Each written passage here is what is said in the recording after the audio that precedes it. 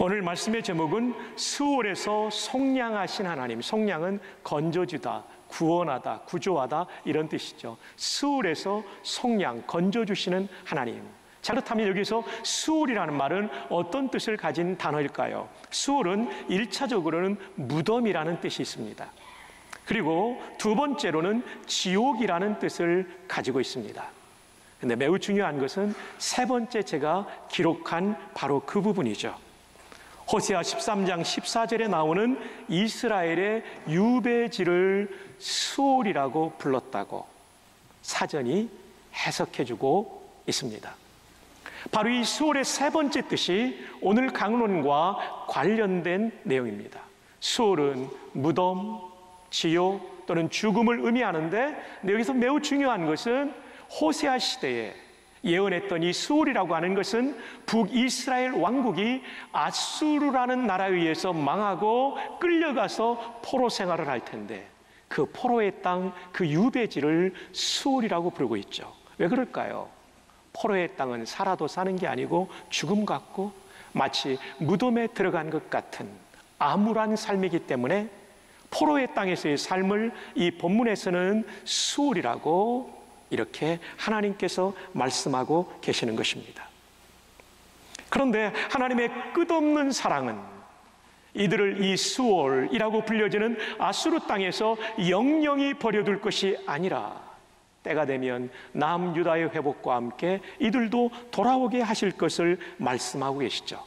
그것을 본문에서 수월에서 속량, 아수르 땅에서 건져주시는 하나님, 그 하나님이라고 오늘 본문은 말씀해주고 있습니다.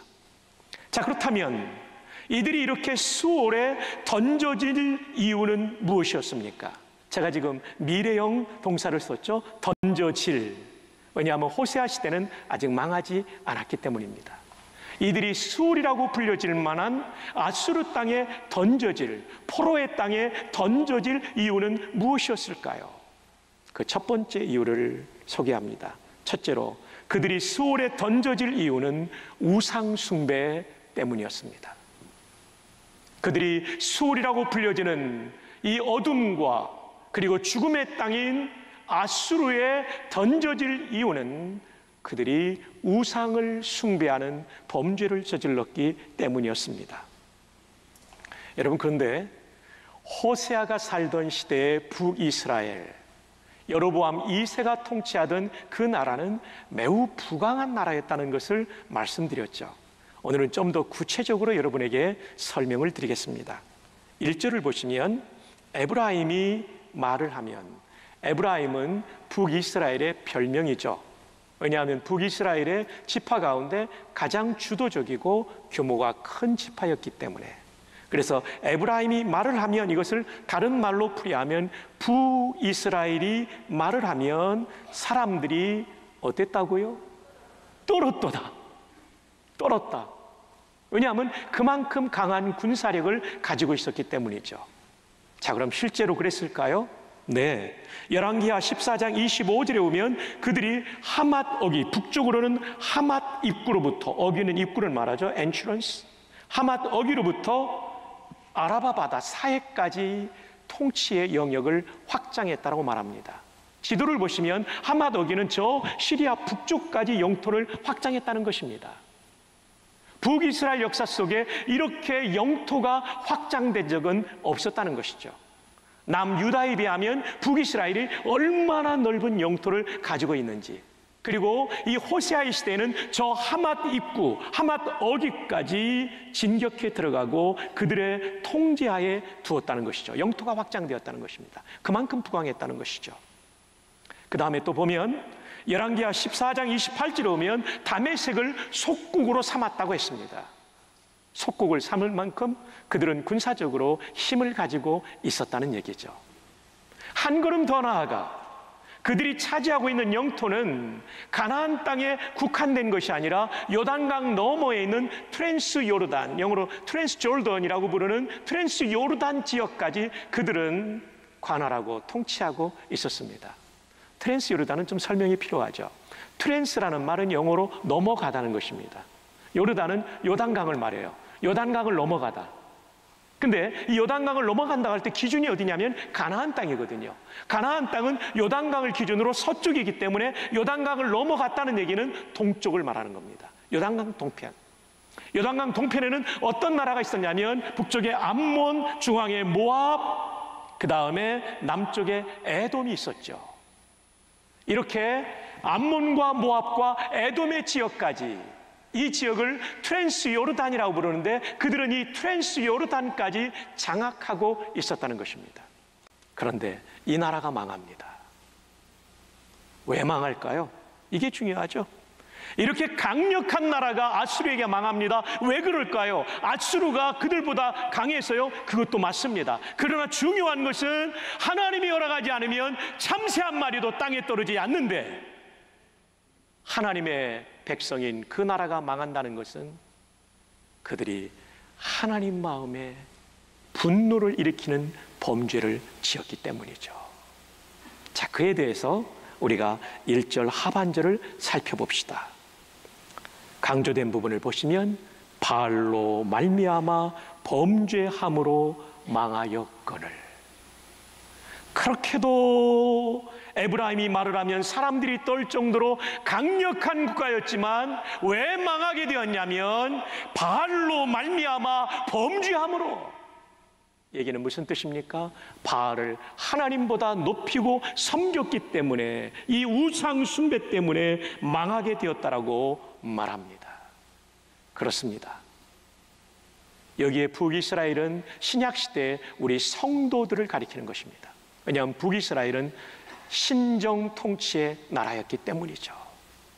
그렇습니다. 성도도 교회도 아무리 막강하다 할지라도 우상을 섬기면 무너질 수밖에 없는 것입니다. 그러므로 저와 여러분의 생애 속에 또 우리 교회의 가장 중요한 것은 하나님을 최고로 높이는 교회가 되고 하나님을 최고로 높이는 성도가 될 때 우리의 인생의 진정으로 하나님께 복을 받을 줄로 믿습니다. 여러분, 우상을 숭배하면 어떻게 망하는가를 3절을 통해서 보실까요? 함께 한번 3절을 한 마음으로 크게 한번 읽어봅시다. 시작. 이러므로 그들은 아침구름 같으며 쉬 사라지는 이슬 같으며 타작마당에서 광풍에 날리는 쭉정이 같으며 굴뚝에서 나는 연기 같으리라. 자, 이 공통점이 뭘까요? 아침구름 빨리 사라집니다. 이슬 빨리 사라집니다. 타작마당에서 광풍에 날리는 쭉정이. 여러분, 쭉정이가 알곡이 아니니까 얼마나 가벼워요. 알이 없으니까.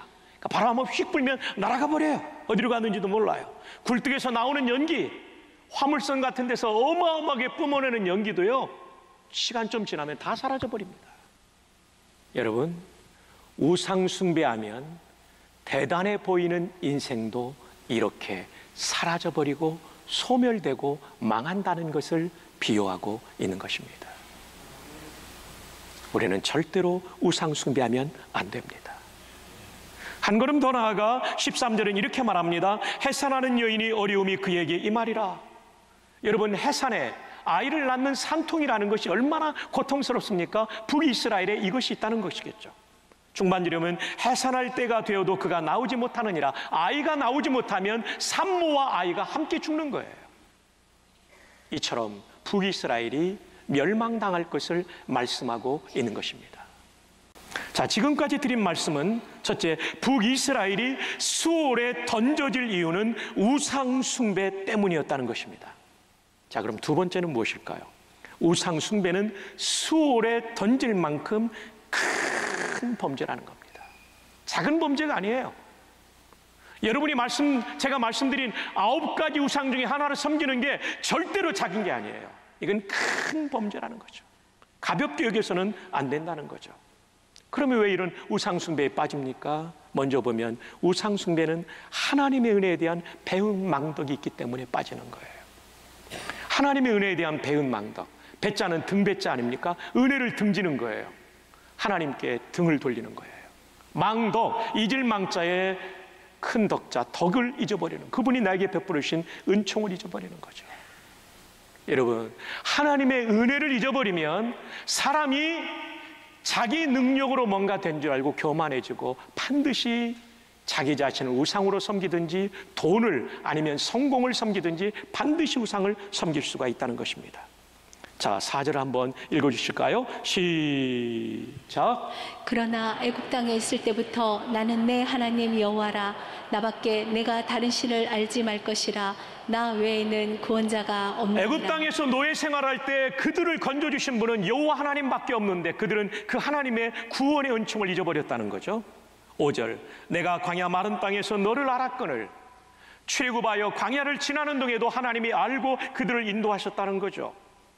6절. 그들이 먹여준 대로 배가 불렀고 배가 부르니 그들이 마음이 교만하여 이로 말미암아 나를 어떻게 했다고요? 잊었느니라. 배가 부르면 하나님을 잊어요. 우시아도 강성해지니까 하나님을 잊어버리고 교만하게 되는 거죠. 또 하나, 왜 우상 숭배하게 되었냐면 우상 숭배는 하나님과의 약속을 배신한 것입니다. 약속을 잊고 배신한 거예요. 호세아 13장 16절에 사마리아가 그들의 하나님을 배반하였다라고 말합니다. 이 하나님은 어떤 하나님입니까? 그들이 이집트에서 나온 출애굽한 다음 시내 광야에서, 시내산 기슭의 시내 광야에서 하나님과 약속을 맺죠. 그 유명한 시내산 언약입니다.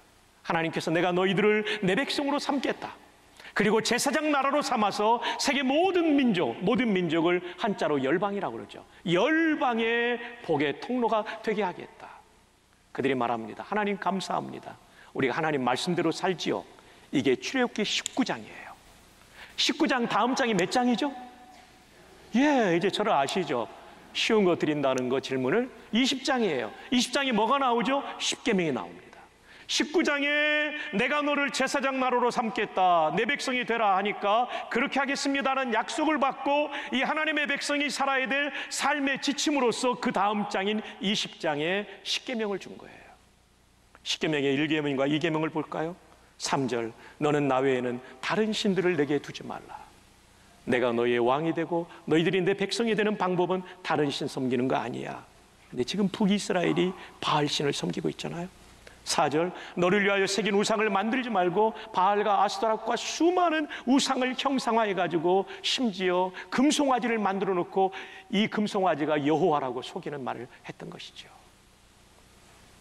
우상을 만들지 말라고 했는데 만들어 버렸어요. 5절. 그것들에게 절하지 말며 그것들을 섬기지 말라라고 하셨는데 이들은 그것들에게 절하고 섬겼어요. 우상 숭배한 것입니다. 북이스라엘이 심각한 우상 숭배에 빠졌죠. 그러면서 하나님 이렇게 말씀하십니다. 나 내 하나님 여호와는 어떤 하나님이라고요? 질투하신 하나님. 여러분, 질투라는 단어는 좀 부정적인 단어입니다. 사람이 좀 째째하다는 느낌을 들게 하는 게 질투라는 단어예요. 그런데 하나님께서 자신을 질투하시는 하나님이라고 하실 때 그럼 하나님이 째째한 분이라는 뜻일까요? 아니죠. 하나님은 광대하시고 위대하신 분이죠. 우리 오늘 장로님의 기도처럼 그분은 크고 위대하신 분인데 왜 질투하는 하나님이라고 말할까요?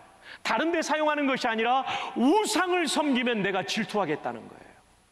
우리를 향한 하나님의 사랑이 독점적이고 배타적인데 그 사랑을 다른 우상과 나누면 내가 그거 견딜 수 없다는 거예요. 우상 숭배는 또 하나님을 대적하는 것이라고 말합니다. 9절에 보면 함께 한번 읽어볼까요? 시작. 이스라엘아, 내가 패망하였나니 이는 너를 도와주는 나를 대적함이니라. 하나님을 대적하는 게 뭘까요? 우상 숭배예요. 우상 숭배는 하나님에 대한 배신일 뿐만 아니라 하나님과 맞서 싸우는 거예요. 하나님과 전투하겠다는 거예요. 얼마나 무모한 일입니까? 이건 내가 100번 싸워도 100번 질 수밖에 없는 싸움인 것입니다. 하나님을 대적으로 몰고 있는 것이 우상 숭배입니다. 마지막 세 번째. 그러나 여기에 하나님의 사랑이 있어요. 그러나로 시작돼요. 그러나 회개하면 수올에서도 그 절망의 자리인 수올에서도 반드시 건져주신다는 거죠. 회개가 이렇게 중요합니다. 회개하면 수올에서도 반드시 건져주십니다. 하나님의 사랑은 끝이 없어요. 회개하면 언제든지 탕자를 기다리시는 아버지처럼 받아주는 거죠. 하나님의 사랑이 이거예요. 그래서 이 호세아서 강해의 시리즈 이름이 끝없는 하나님의 사랑 아닙니까? 끝없는 사랑 이야기. 이것이 호세아서예요. 오늘 본문 14절이 바로 그걸 보여주고 있는데, 여러분 호세아서에 나오는 호세아의 부인의 이름이 고멜 아닙니까? 고멜.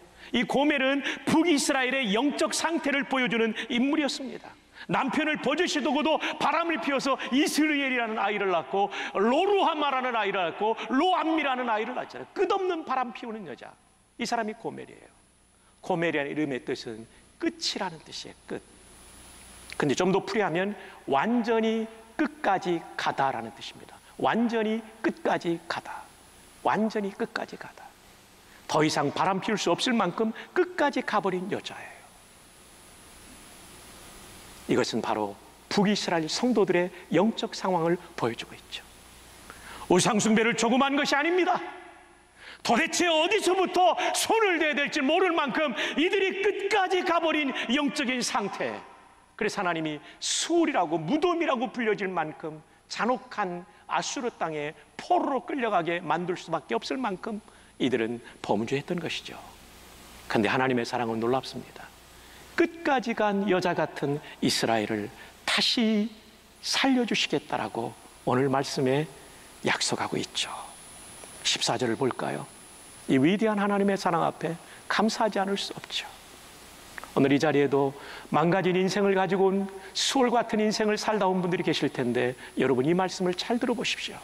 여러분에게 주시는 소망의 메시지입니다. 내가 그들을 어디의 권세에서? 수월의 권세에서 뭐하며? 속량은 건져냈다는 겁니다. 돈 주고 노예로 끌려가는 사람 샀다는 얘기입니다. 사망에서 뭐 했다고요? 구원했다는 것입니다. 전부 구조, 구원의 뜻을 가지고 있어요. 그들이 아수르 땅에 끌려가 있는 상황이 수월 무덤과 같은 상황이지만 하나님께서 그들을 반드시 살려내시겠다라고 지금 말씀하고 계시는 거예요. 조건은 무엇일까요? 여호와께 돌아오는 것입니다. 14장 1절을 보면 이스라엘아 내 하나님 여호와께로 뭐하라고요? 돌아오라. 돌아온다, 돌아간다, 이 단어가 히브리 말로 슈브죠. 자, 이 슈브라는 단어의 뜻을 여러분이 귀가 닳도록 들었지만 한 번 더 말씀드리면 돌아가다라는 얘기는 가장 중요한 것이 회개한다는 뜻이에요. 하나님, 저 하나님 말고 우상을 섬겼습니다. 예배는 드리고 있지만, 직분의 이름은 가지고 있지만 나는 하나님보다 오락을 더 섬겼고 쾌락을 더 섬겼고 돈을 섬겼고 성공의 신을 섬겼고 섹스의 신을 섬겼고 음식의 신을 섬겼고 가족의 신을 섬겼고 나라고 하는 신을 섬겼습니다. 하나님 저를 용서해 주옵소서. 이게 슈브, 돌아온다는 거예요. 돌아오면 어떤 일이 이루어집니까? 회복, 리스토어가 이루어지죠. 그리고 고쳐주시죠. 망가진 인생을 고쳐주십니다. 그리고 구조해 주시죠. 레스큐, 수월에서부터 구조해 내시는 거죠. 그리고 마침내 부흥을 주십니다. 리바이벌, 부흥의 은혜를 베풀어 주시는 거죠. 저 안에 사랑하는 성도 여러분, 우리가 아무리 인생에 수월과 같은 환경이 있다 할지라도, 우상을 섬김으로 말미암아 수월과 같은 환경에 있다 할지라도 진정으로 하나님께 회개하면 하나님께서 회복시키시고 고쳐주시고 부흥시켜 주실 줄로 믿습니다. 이것이 바로 우리가 살 길이죠. 이 약속을 더 보강하는 말씀들이 중반절과 하반절에 나와요. 자, 14절 중반절에 보면 사망아 내 재앙이 어디 있느냐, 수월아 내 멸망이 어디 있느냐. 우리말로 보면 이게 정확하지 않아요. 이런 부분은 신학자들의 도움을 받아야 되죠. 김희보 박사님의 주해에 보면 이렇게 나옵니다. 사망아 내 재앙이 어디 있느냐, 수월아 내 멸망이 어디 있느냐. 히브리 원문에서 직역하면 이런 뜻이라는 겁니다. 사망아 내가 내 재앙이 될 것이다. 사망 자체가, 물론 성도에겐 사망도 천국과는 관문이지만 일반적인 사망은 재앙이잖아요. 근데 그 사망을 이기는 재앙으로 사망을 제압하겠다는 거예요. 그 다음에 수호라 내가 내 멸망이 될 것이다. 무덤이 멸망의 자리 아닙니까? 근데 이 멸망의 자리인 무덤을 더 큰 멸망으로 덮어버린다. 이건 무슨 말이냐면 이긴다는 거예요. 여호와께서 사망과 무덤을 이길 것을 말씀하는 것입니다. 여러분 이 말씀이 어디에 나오는지 압니까? 또 신약의 부활장인 고린도전서 15장 55절에 사망아 너의 이기는 것이 어디 있느냐 할 때 이 말씀이에요. 이 호세아 13장 14절을 고린도전서 15장 55절에서 바울 사도가 인용하고 있는 것이죠. 자, 이 얘기는 무슨 뜻입니까? 아수르의 권세가 사망처럼 무섭고 무덤처럼 무섭지만 하나님께서 그들을 제압하시고 그 다음에 이들을 제압할 때 쓰였던 바벨론인데 바벨론으로 하여금 제압하게 하시고 이 바벨론을 다시 페르시아, 성경에는 바사라고 되어 있는데 페르시아를 통해서 제압하신 다음에 그들을 고토로 돌아오게 하실, 본국으로 돌아오게 하실 하나님의 놀라운 구원의 역사를, 신학자들은 이것을 제2의 출애굽이라고 부르는 포로 귀환의 역사를 말씀해 주고 있는 것입니다. 남유다의 백성들이 돌아올 때 함께 이스라엘 사람 돌아오는 것이 에스겔 37장에 나오지 않습니까? 여러분, 하나님은 수월보다 강하십니다. 하나님은 죽음보다 강하십니다. 당연히 강하시죠. 그런데 여기서 말하는 것은 세상의 강대국보다 강하신 하나님이 그 백성들을 구조해 주실 것을 말씀해 주고 있는 것입니다. 어떻게 하면? 하나님께 돌아와 회개하면. 자, 이것을 이제 하반절에서, 맨 뒤에 나오는 하반절에서 한 번 더 강조해 줍니다. 뉘우침이 내 눈앞에서 숨으리라. 이거 목사들 해석하기 쉽지 않습니다. 신학자들의 도움을 받아야 되죠. 뉘우침이 내 눈앞에서 숨으리라가 NIV 성경에 뭐라고 되어 있냐면 Compassion will be hidden. 긍휼이 감춰질 것이다. From my sight, 내 눈앞에서. 이게 무슨 얘기예요? 하나님께서 아수르를 치실 때 긍휼히 여기지 않겠다는 얘기예요. 예, 카메라로 찍어두시면 도움이 될 거예요. 그래서 제가 이렇게 좀 풀이했습니다. 김희보 박사님의 글에 좀 더 제가 첨가해서 풀이했습니다. 내 백성을 괴롭히는 이들에게, 아수르와 그 다음 바벨론까지 포함되겠죠? 긍휼을 베풀지 않고 compassion will be hidden, 긍휼을 베풀지 않고 처벌함으로써 나의 백성을 회복시키려는 나의 구원 계획은 틀림없이 반드시 성취되리라. 아멘입니까? 하나님의 구원의 계획은 반드시 성취됩니다. 회개하면, 슈브하면, 하나님께 돌아와 회개하면 살려주시겠다고 약속하신 하나님의 이 구원의 계획은 반드시 이루어질 줄로 믿습니다. 우리는 뭐 하면 됩니까? 하나님께로 돌아와 회개하면 돼요. 우상 숭배한 거 회개하면 돼요. 이제 말씀의 결론입니다. 오늘 말씀의 제목은 수월에서 속량하신 하나님. 죽음과 무덤, 여기서는 아수르 땅을 말하죠. 거기서부터 속량, 구조해내시고 구원해 주시는 하나님의 은혜를 말씀합니다. 오늘 말씀의 첫 번째 내용은 북이스라엘이 수월에 던져질 이유는 우상 숭배 때문이었다는 것. 두 번째, 우상 숭배는 수월에 저 아수르 땅에 던져지고 포로 생활할 만큼 큰 범죄였다는 거죠. 저와 여러분의 삶 속에 있는 우상 숭배 무엇인지 분명히 분별해야 돼요. 카일 아이들만 목사님 말한 9가지 중에 나는 뭐가 해당되는가? 이것을 오늘 성령의 불로 태워버려야 돼요. 없애버려야 돼요. 내 마음에 끊어버리기로 성령의 감동 가운데 결단하기를 축복합니다. 셋째, 그만큼 큰 범죄지만 이렇게 회개하고 결단하면 수월에서도 반드시 건져주십니다. 하나님의 징계로 맞은 여러분의 인생의 고통과 고난의 자리에서 반드시 건져주실 것입니다. 이 은혜가 우리 귀한 모든 성도님들에게 꼭 함께하기를 주님의 이름으로 축복합니다.